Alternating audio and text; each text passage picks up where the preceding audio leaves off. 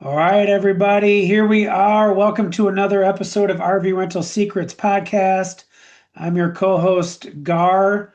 Russell, I was going to think of a nickname for myself, but I'm so used to thinking of a nickname for Stacy Maxon. Now my brain is totally off, so nobody gets a nickname today. I'm sorry, Stacy. Stacy, how you doing? Good. I thought you were gonna say something about me hiding or something. I'm not on video today, so I thought it'd be a nickname for that. Oh, there you go. I can't see you, Stacy Maxon. There you Yeah, go. Stacy's in the woods, y'all. She's traveling. Yeah, we traveled back up to New York to see family, and we're in this wooded campsite, and our Starlink is not working the best. So I have my video off just so we make sure that the audio portion of the podcast is good. Yeah, so sorry, y'all. You don't get to see Stacy's face. Also, normally we come up with really cool topics. I mean, hopefully this turns out to be a good episode still, but we we're like, all right, what do we want to talk about tonight? And I was like, oh, well, Jen from the office said she had like 8 insurance claims come in last week. Maybe we just talk about the not so fun side of RV rentals, which doesn't sound fun at all, but hey, it's part of the business, so I guess let's talk about it. Yeah, I mean, I think insurance is probably one of the biggest questions that we get. From the owner side, if they're asking us to manage their RV rental, or for a new franchise that signs up, like everyone wants to make sure that they're protected and that their RV is going to be protected as well. Yeah, that's a really good point. That is like the top concern we get from owners. Yeah, it's like, all right, well, what's going to happen? What if this happens or what if that happens? I always like to say it's not what if, it's what happens when. And then my answer is usually like, well, then you get a new awning. Well, then you get a new this or new that, because that's just part of the business is damage is going to happen for sure. So, really the big thing is just making sure that you're proactive on your side as far as pre-departure, departure forms, return forms, photos, timestamp photos. Oh, actually, did you see that email, Stacy? Don't say the platform, but did you see that email that Jen just replied to a little bit ago about an Yeah, insurance claim? I did. I feel like that's opened up a whole can of worms. Oh my gosh. First of all, I just do not like talking about insurance, but then we just had this renter who's like claiming, "Oh no, this was there, and this was that, and that didn't happen." In the platform that it was through is like totally siding with the renter, and we're like, "What are you talking about? We have been doing this for a decade. We literally have a specific software that we had built for us that we pay 5 figures a month for, five, right? 4 figures a month for." To have this software and you're questioning our stuff. Anyway, so there you go. Insurance claims, no fun. It's part of the business. Stacy, I'll just let you take it from here and share something because see, now I'm frustrated and I'm going to go eat chocolate. Yeah, I mean, like you said, it's inevitable. We've had some fun insurance claims. One of our renters drove a travel trailer under a low overpass and ripped the entire top of the camper off, where the RV was totaled from it. So that was an interesting one. Um, but I mean, like you said, documentation, you have to make sure you have before and after photos. You have to make sure that you're doing what the platforms request. So where they're renting it from, they might have you use their platform for taking photos or doing photos. So make sure that you're doing everything that they request. And even like we use MBA for some of our locations, and that's actually what this claim was under, and they have their own set of policies. So, just being familiar with each different insurance policy, what they have. I know we have like different cheat sheets of if you have an insurance claim, what's the next steps? Like, what do you need photos of? Needing the registration and uh, the license plate, the VIN number, all four corners of the camper. So just having some of that stuff handy so you're prepared. So when you get an insurance claim, you know exactly what to do. Yeah, exactly. Yeah, and when you think about it, honestly, that's just one of the downsides of this business. But any business you get into, there's going to be that painful part of the business where you're like, oh, I don't like this part of the business. So it's just something that, it's in any business, there's something that you don't like and you don't want to deal with. Maybe let's throw out a couple like tips and tricks in regards to that. One thing that kind of jumped off top of my head as we were talking about this is getting yourself a selfie stick, to take pictures of like the roof and stuff like that. I know a lot of people avoid doing that because it's like, well, I'm not going to pull out a ladder or whatever the case is. So that's kind of like one of the hacks in Mhm. regards to that. Stacy, you got a hack for making sure you're staying on top of your documentation game? Well, you know me, like I just said, I love checklists. So what photos do you need to take before and after each rental? Um, a lot of people listening are just renting out their own personal RV.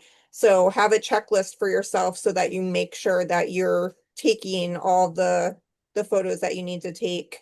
And then I know you said too about the time-stamped photos. Some people might not know. That you can download the app on your phone and then take all of your photos from there, and it puts the date and time on your photo. So when you submit that to the insurance or to the platform, that's proof that that photo was taken at that time, and it has metadata in the background to prove that as well. So that can be important. Yeah. And another thing too is it's easy to get lazy. Like your RV comes back, everything looks great, not a big deal. And so you don't take any pictures or you don't do a return inspection. I'd encourage you just train yourself, kind of like Stacey said, she likes checklists. Train yourself on a specific process. That way it just becomes second nature. And that can apply to many things in business. If you're like, hey, this is the process, this is what I do every time, no matter what. That way there's never any gray area uh, in regards to that. So if it comes back, everything looks great, still go ahead. Like Garth, Stacy's husband, they have a location here in Okeechobee where I live, and they're up in New York right now. Garth had an RV come back today. The renter messaged him photos and all the stuff. And then Garth still sent me a text. He's like, hey, this RV came back today. I got the photos. And what did he say? Let me see if I can find the text real quick. I love it because it makes sense because y'all know you get a crazy renter, they will say some weird things and they will lie through their teeth. He said, the renter sent me pictures, but you know the saying, trust but verify is what Gar said. So it's like, yep, Gar, it's here at the lot. I have a picture that the renter sent me, but do me a favor if you're in there, just drive by and confirm that for me, would you? So it's always better safe than sorry. And you can never have too much documentation, right? Yeah, you don't know that you need it until it comes to that point. So always do more than you think you need.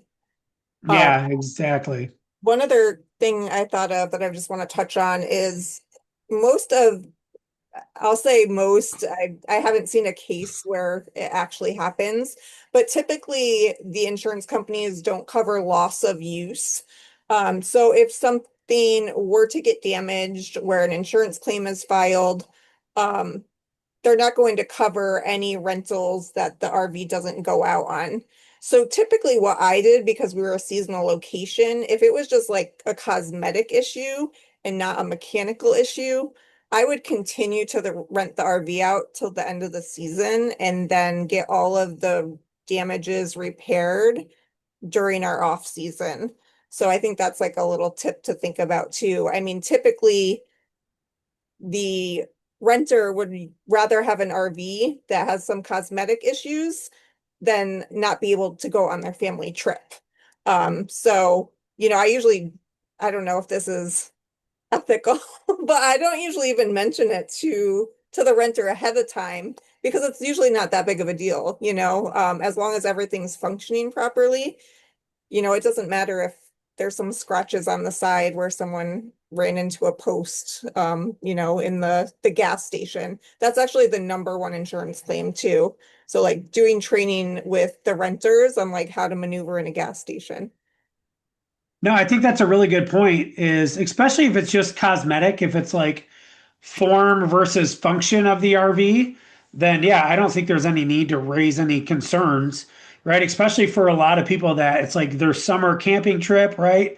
Mom is like doing all the things to get everything packed and ready and all the things, and then to get a message from the person that you're renting the RV from that, hey, there's a scratch on the side of it.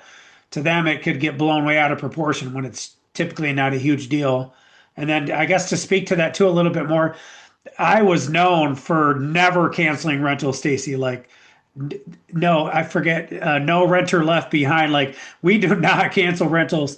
And so, what we did, if it was something to do with like the functionality of the RV, which typically it was like an awning or refrigerator or AC unit, those are all things that have temporary solutions to them. So I literally had, keep in mind I had 50 something RVs. I had a warehouse. I had 10 by 10 pop-up canopies, and we would just take off the awning or zip tie it down, and and on that we'd tell the renter, hey, this happened on the awning. But the way that we could package the information is like, hey, great news. We almost had to cancel your trip, but we found a solution. So literally, you're walking them right through the emotions in that message. Let me tell you what happened. The awning, the last renter, they left it out when this or that, it got completely destroyed. We were actually able to remove it or secure it. And not only that, we got you a pop-up canopy 10 by 10. So thankfully, your trip is still good. Everything is great. We just want to let you know because obviously, when you get to the campground, the canopy is going to be in the outer compartment. We want you to know where it is. Or we had college style refrigerators that we would just take out the refrigerator if there's like a propane 100 um, uh, not 110 volt, a what's the other volt? The lower voltage issue, and we just put in a regular college refrigerator, or we do like the AC units that would duct right out the window. So we always had some sort of solution. If it was something that was kind of inconvenient, right? Like an AC unit that's going to duct out the window, we would tell them that in advance. But there's a way to present the information to where it's like, oh wow, look at this company. Instead of just canceling on me, they saved my vacation.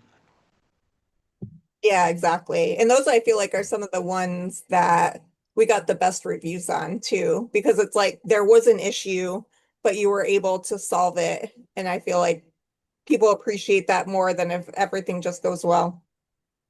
Oh yeah, Joel Snow just had a 5-star review that came in Tennessee the other day that came across my desk, and it's like there was the review was like, "Hey, here's all the issues, but they did a great job on communicating, trying to fix, responding.